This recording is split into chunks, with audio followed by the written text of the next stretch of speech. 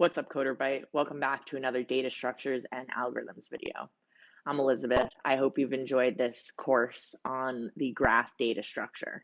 This week, we're going to be doing something special. I'm going to be breaking down an interview problem that I was asked during an actual Google interview. So if you don't want to ace that interview, feel free to head out.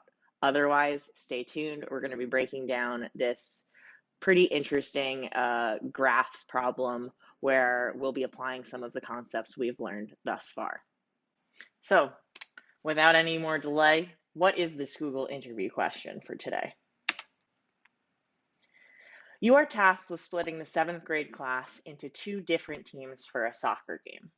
Given a list of students and all of their enemies, aka the other kids they can't be with on the same team, determine whether it is possible to split the class in 2 such that no child is on the same team as one of their enemies. If it is possible, return the 2 teams. So I think for this one of the important things to note here is the immediate kind of bell that should go off in your head is, given a list of kids and all of their enemies, right? So that's like maybe nodes and connections, right? Where children are the nodes and the enemies connection is that edge, right? So here we have an example. Here are all the kids in the class, and you can see this is stored as an edges list, right?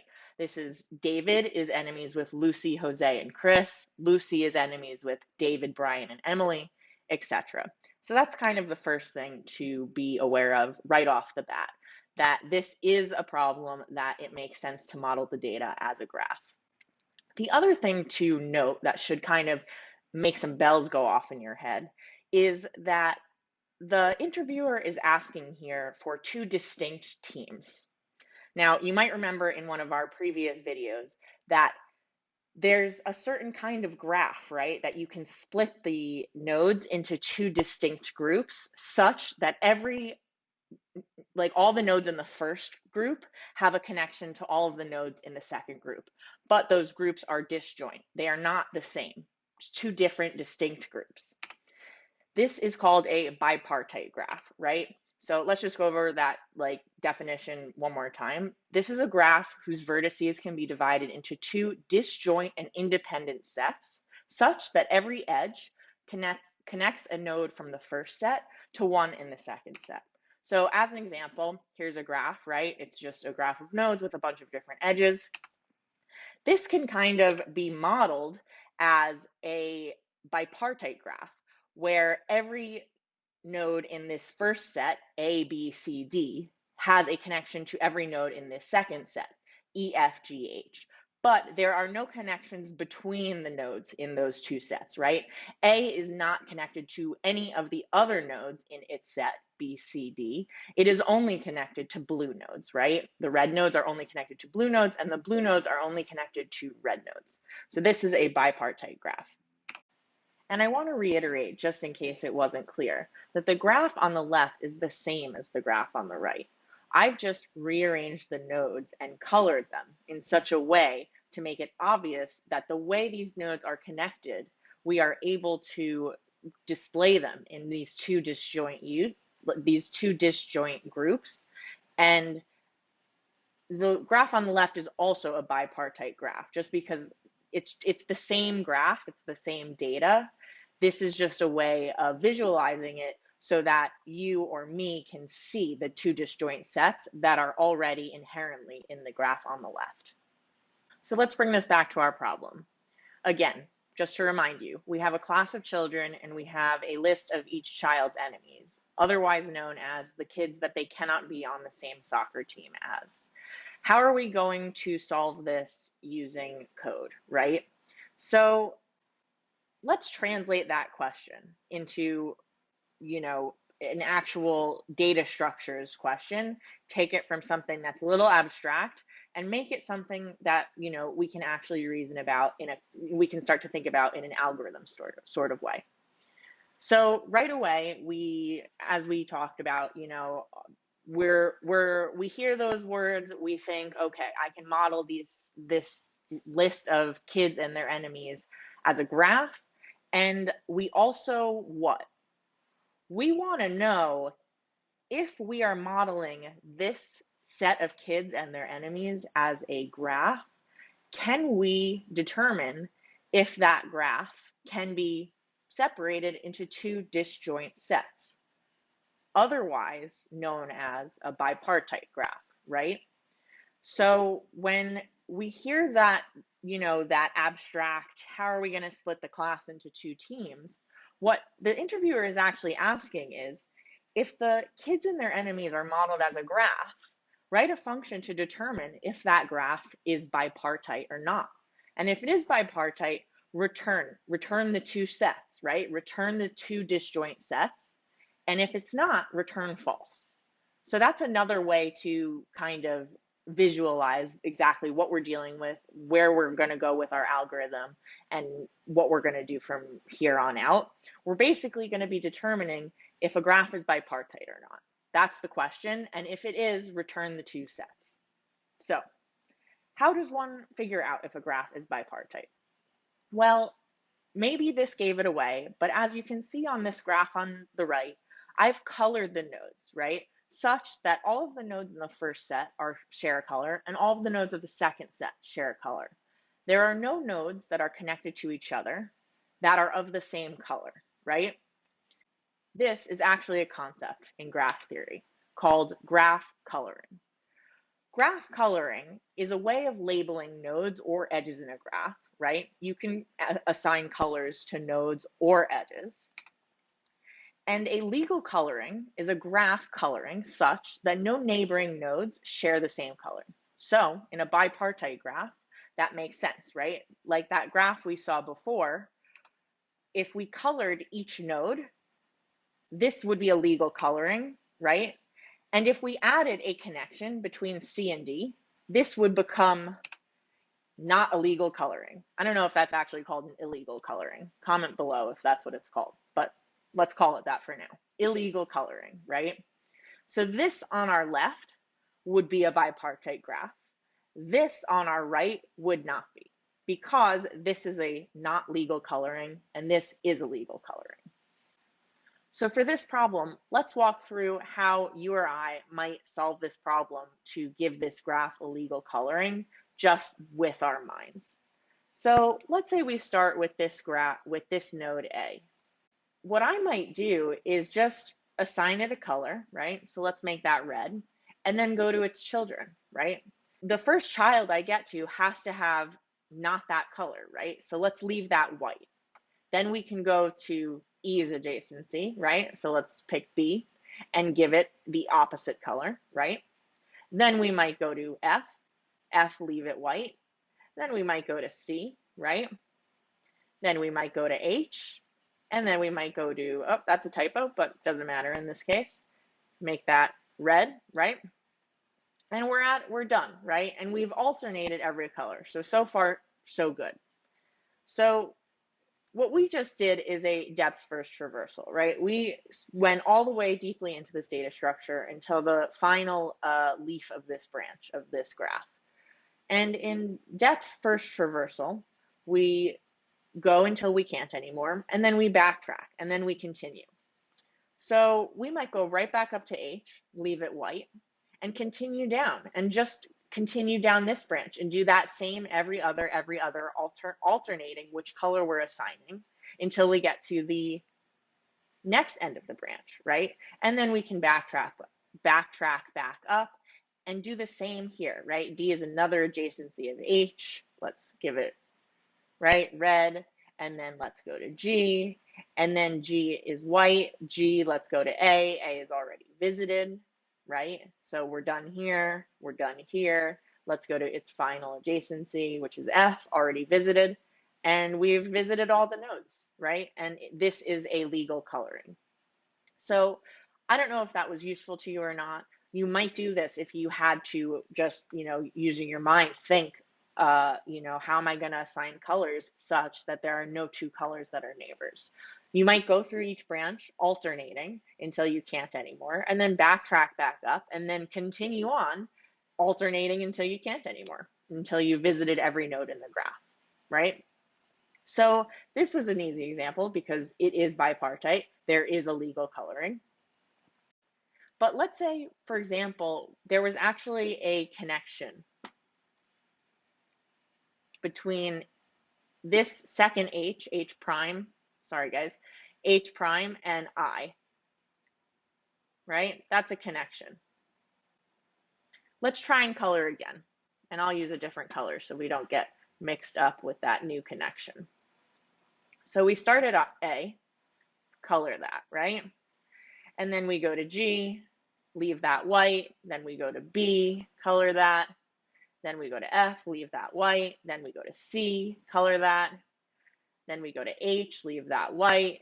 Then we go to H prime, color that. Then we go to I, leave that white. Then we go back to H. And we've visited that already. And also it's already been assigned the color white, right? And this is the color white. So that's not going to work, right? So this is not a bipartite graph, and there is no legal coloring with just two colors that you can give this graph. And a dead giveaway of that is right here. So that is an odd cycle, right? There is a cycle in this graph, and there is an odd number of nodes creating that cycle. And this is something that is just a property of bipartite graphs. They cannot have an odd cycle because there is no such thing as a legal coloring of that sort of graph when there is this odd cycle present. So that's just something to keep in mind. So back to our interview problem. We have our list of kids and their enemies that they can't be on the same team as. And as you can see here, I have all of those nodes and adjacencies modeled as with the kids in the circles and the enemies as the connections between the circles, right? So what are we going to do? We want to determine whether this graph is bipartite or not, right? And a great approach for that is to use what we just learned about colorings, graph colorings, and legal colorings. Let's try and color this graph and see, can we produce a legal coloring with just two colors? If we can, it's bipartite. We can make two teams from these kids and their enemies. And if we cannot, then it is not bipartite and we can't actually make those teams. So we can start by giving a color to Jack, right? Let's assign that kid red. And then we can color Emily blue. And remember, we're just doing a depth first traversal, right? And giving alternating colors until either we've reached an end or we're revisiting a node and the color is not what we want it to be, right? It's not the opposite of wherever we came from, right? So we're just depth first traversing Jack, Emily, Lucy. Let's assign Lucy red. Let's go to David blue. Let's go to Jose red. Let's go to Paul blue. Let's go to Chris red. And then finally we can go to Brian blue. And this was an easy one. We actually could traverse the entire thing just giving alternating colors until we reach the end. We visited all the nodes and we haven't ever gone on a node, visited a node twice and had the color be not what we needed it to be from wherever we're coming from, right?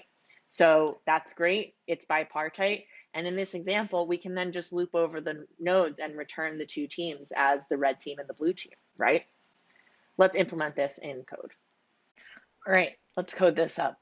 So just to remind you guys, the algorithm goes as follows, right? We want to do a depth first traversal from every possible node on the graph, and we want to assign alternating colors until we either reach the end of that branch or we reach a node that we want to assign a color that is a different color than it's already been assigned. So I want to reiterate here that although there are an infinite amount of interview problems that you might be asked at any interview, right? Sometimes it feels endless. There are a finite amount of concepts underneath.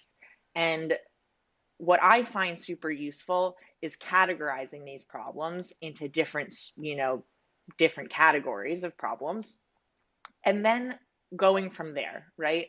So this is going to be the core of this algorithm will be that depth first traversal, which we did in a previous video. And after we implement that, we can kind of add the salt and pepper, if you will, of this particular interview problem, which is the assigning colors piece of this, which will help us determine whether we can divide the class into two teams.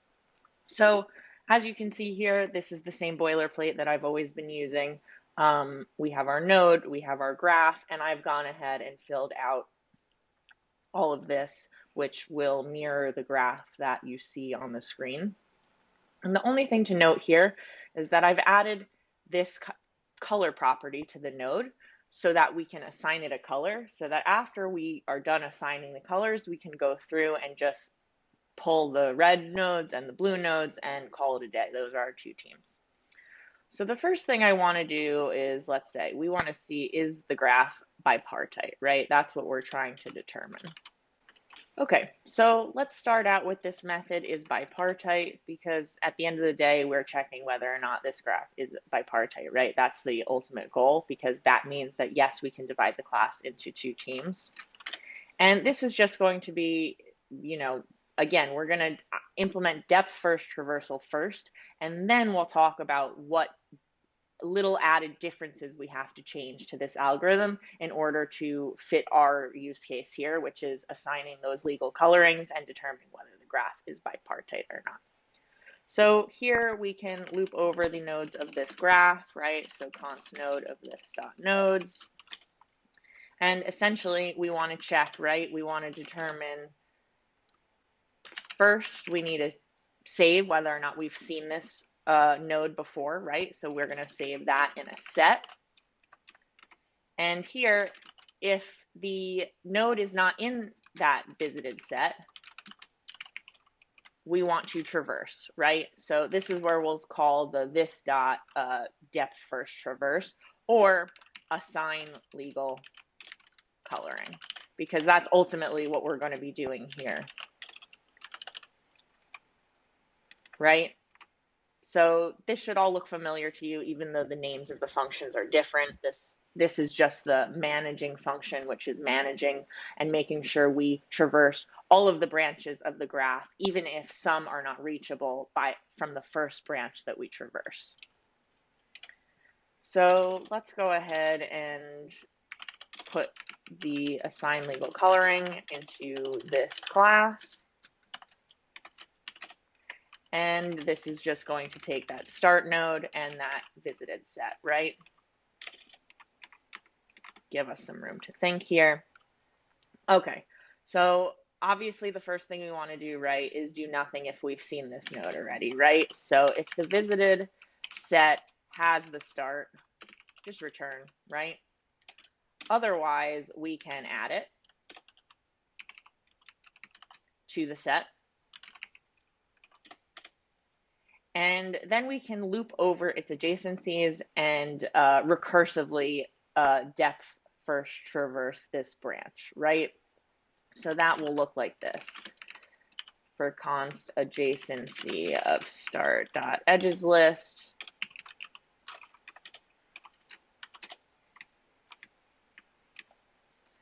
And essentially here we just want to call this dot assign legal coloring for that adjacency, right? And I believe that is it for just a regular plain old depth first traversal, right? So let's console log so we can make sure everything is happening as we expect it to.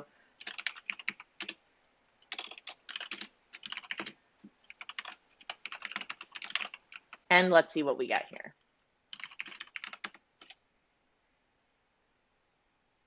Visiting is not defined. That's because it is visited.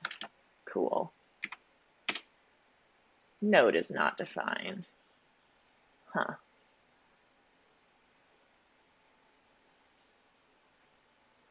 So this is supposed to be start. One more time. There we go. Okay, so let's just make sure we did this in the right order. We start at Jack, we then go to Emily, we then go to Lucy, we then go to David, then Jose, then Paul, then Chris, and then finally Brian, and that is where we stop. So again, this should all look familiar to you, and I want to really stress that many of these interview problems are going to have similar building blocks, and the thing to focus on while you are prepping for these interviews is really understanding those building blocks, those core concepts inside and out, so that you can then pick and choose from the building blocks and plug and play and create algorithms from the various actual foundational knowledge that you use. And that's kind of how you can approach this very vast, you know, endless possibilities of interview questions that you could possibly have if you learn how to recognize what the core concepts are underneath them. You should be able to realize that many of them are exactly the same with little pieces here and there that you can tweak. So let's talk about what are those pieces that we want to tweak here. So we have a graph, we've gone through the whole thing. What we want to do is in our depth first traversal, we want to be assigning colors and we want to be assigning alternating colors, right? So we have our base cases here. This is a recursive function. And our base cases are as follows. Either we've seen this node or we've looped through all of its adjacencies, right? We're not looking for anything in this particular example, so leave that base case off. We've either reached the end of the branch or we've seen all of the nodes, right? So when we were assigning those legal colorings, we talked about the base cases. And the base cases were as follows, right? We want to keep traversing and we want to assign alternating colors unless we hit the end of a branch, which is good, we've assigned all the colors and it's been legal thus far, or we come back to a node that we've already seen and we have already assigned it a color and that color doesn't make sense with our current branch traversal, right? So for this example, let's pretend that Jose and Chris are connected. There's an edge between them. So let's say we've gotten to Jose from David and we're assigning Jose the color blue. We then get to Paul, so we assign Paul red. We then get to Chris, and we assign Chris blue. From Chris, we then try and go to Jose and assign it red, but it's already assigned blue. That is a dead giveaway that this is not a bipartite graph, and we cannot make a legal coloring because there are two neighboring nodes that have the same color, and that is why we're trying to assign Jose. We've tried to assign it blue and red. If you can assign a legal coloring, you'll never get to a node and try and assign it a color that it hasn't already been assigned. So let's talk about our base cases in terms of the actual code. So first of all, I think what we want to return here is true or false, right? We want to return a Boolean. Is this graph bipartite? And in the assign legal coloring, we're going to make assigning the colors a side effect, but we actually want to return something. We want to return that Boolean so that if the graph is bipartite, we can return true. And if it's not, we can return false. Okay? I hope that makes sense to everybody. So I think here what we want to do, the easiest, most obvious base case is right here, right? This means that we have traversed all of the adjacencies and we've also assigned all of the legal colorings, right? Because that's all happening up here. So if we're here already, we've finished, we've traversed, we've assigned, we're good. So I'm going to just return true here, right? So that's our first base case. We've completed the branch, we've assigned all the colors. Now, we actually haven't assigned any of the colors because we haven't written that code yet. But here is where we want to do that, right? Here is where we want to assign that coloring, assign the actual colors to the nodes, right?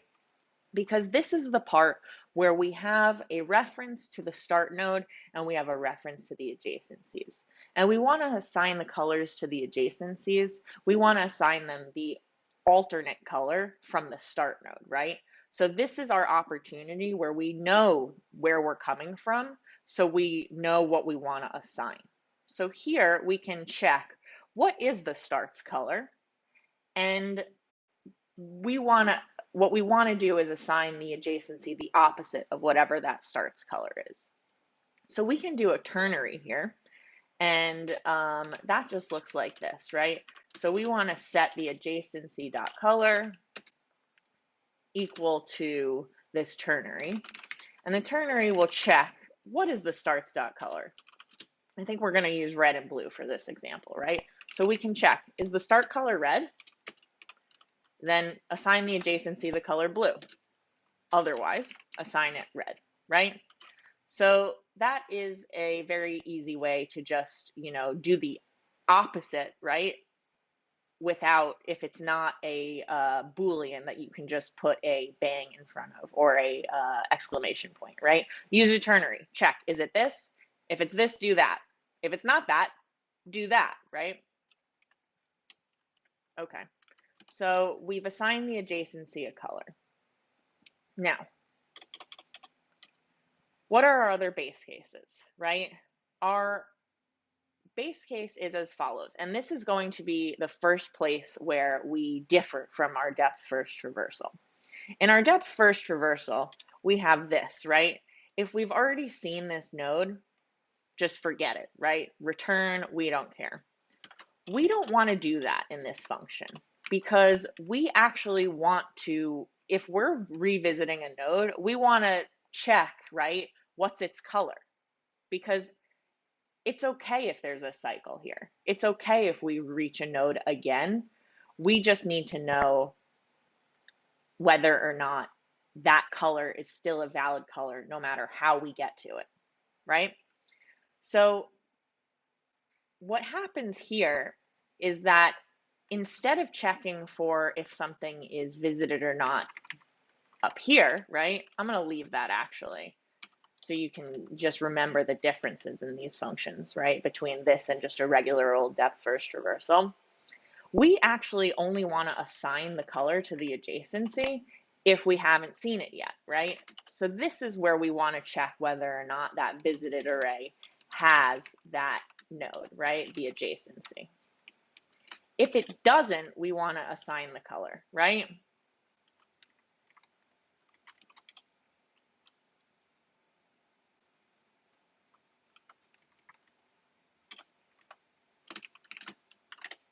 If we have seen it already, this is where we want to check, right? We want to check, is it a color that still makes sense in my current branch?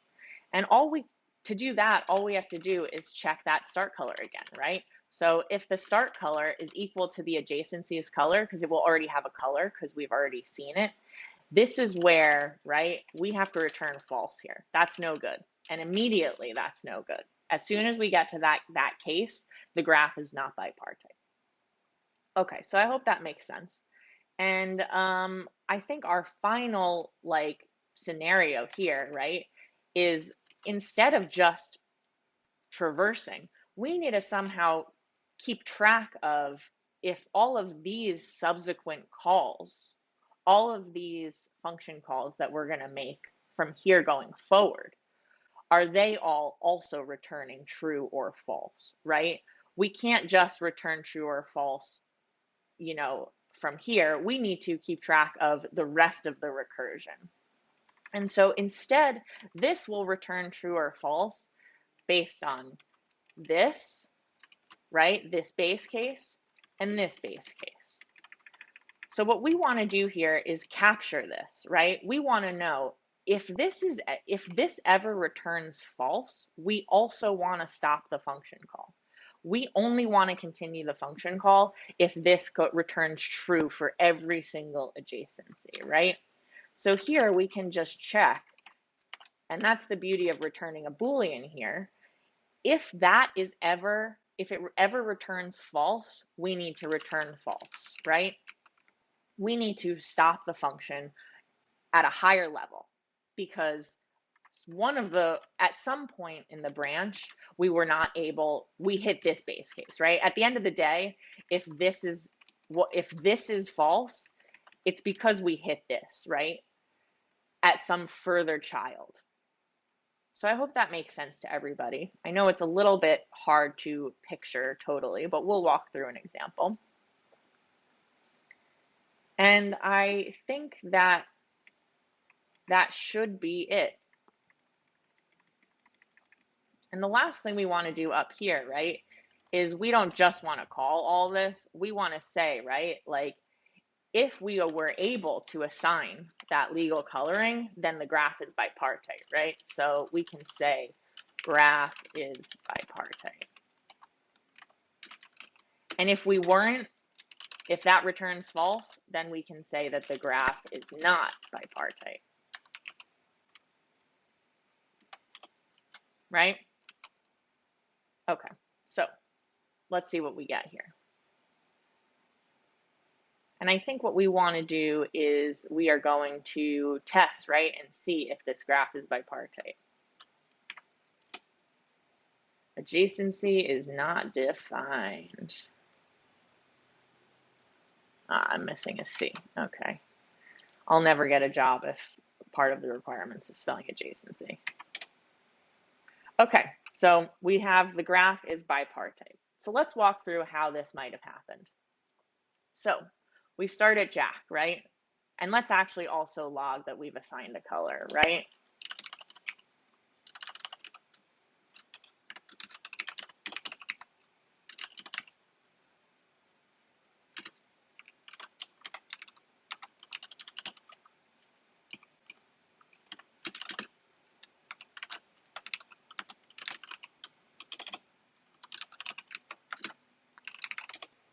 Give us some room. Okay, so we're visiting the node Jack. Okay, so this is, we assign the colors before we visit them, right? So we visit the node Jack. We assign the color red to Emily.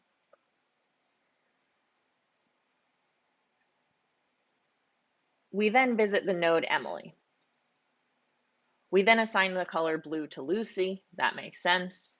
We then visit the node Lucy. We then assign the color red to David. We then visit David. We then assign the color blue to Jose. We visit the node Jose. We assign the color red to Paul. We visit Paul. We assign the color blue to Chris. We visit the node Chris. We assign the color red to Brian. We visit the node Brian. The graph is bipartite. Excellent. So number one, I already see a problem, is that Jack never gets a color, right? We never assign Jack a color because by the time we assign the colors, we're only doing it in the adjacencies, and Jack is the initial start node, right? So what we can do here is we can say, right, I think we could say if start.color,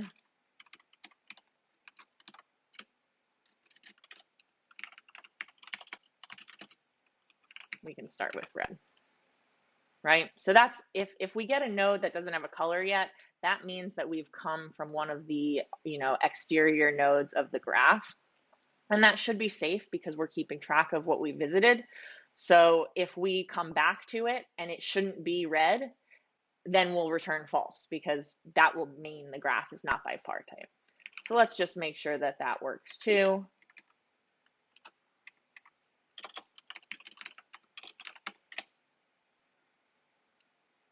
Okay, perfect. So we assign blue to Emily, and because we've already started with Jack is red. Okay, so I think the returning true here is the obvious base case. I think the thing to really see is what's happening in here, right? So let's make this graph not bipartite. And as in our example, we can connect Jose and Chris, which will create that odd cycle, which will make this graph not a bipartite graph. And let's walk through and see what happens. So let's say Jose.connect Chris.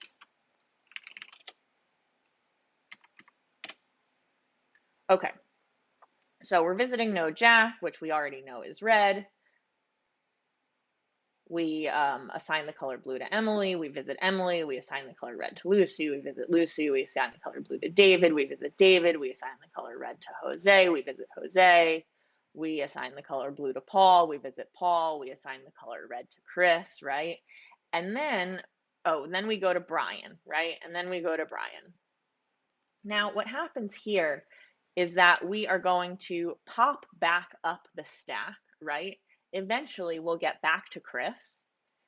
And when we get back to Chris, what will happen is we're going to try and assign the color blue to Jose, but we've already assigned the color red to Jose, right?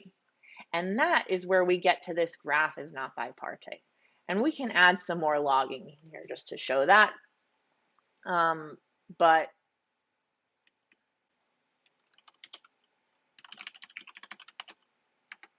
right, revisiting.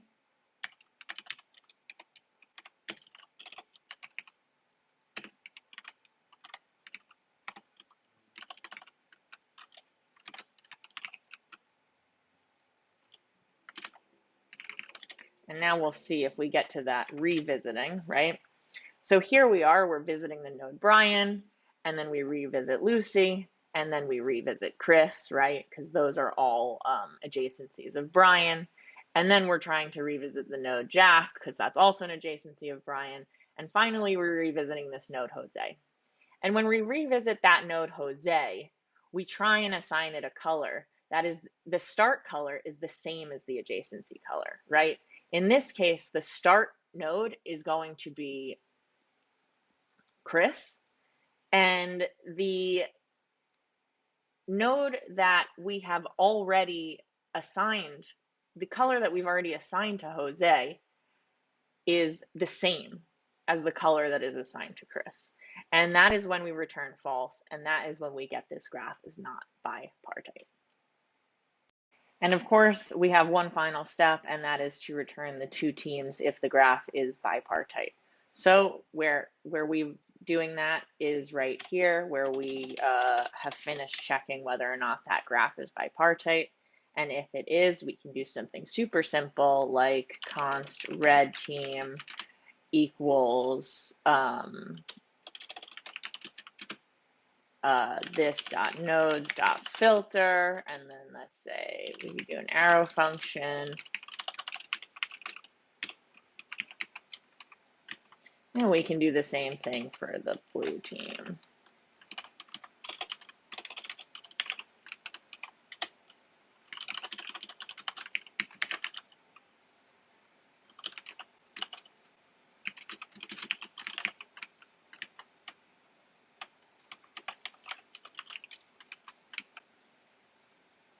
And let's see, make sure that that works. Ah, it's not bipartite. Okay, so let's remove that. And we have our two teams, Jack, Lucy, and Chris, and Jose, and Emily, David, Brian, and Paul. Excellent. I hope you all enjoyed that real Google interview problem. This was one that definitely, when I got it, I was filled with anxiety. I was like, yeah, what do you want from me? Teams, two different teams, friends, enemies, what are you talking about?